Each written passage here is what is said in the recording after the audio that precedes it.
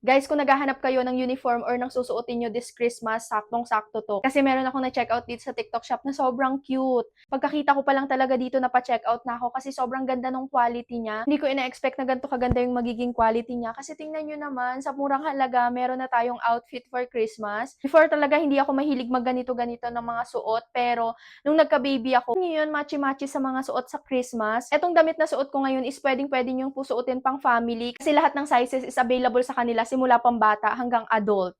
Sobrang cute, ang ganda. Ito yung pinaka-quality ng tela niya.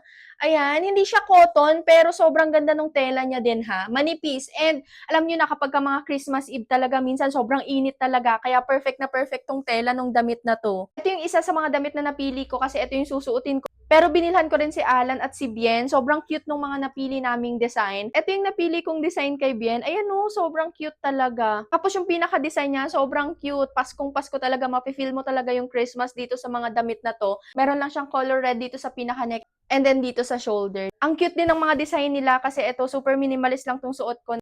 May nakalagay lang na Merry Christmas dito pero marami silang available na design. Tulad nitong kay Bien na na-checkout ko. Ito yung chineck-out ko sa kanya. Ito naman yung chineck-out ko para kay Alan. Ayan o, sobrang cute. And for your reference, tong suot ko ngayon is para sa mga medium to large. Ilalagay ko na lang din yung link natin dyan sa baba kung bet nyo rin yung mga ganitong klaseng design at mga ganitong klaseng outfit for Christmas kasi nagkakaubusan sila ng stock.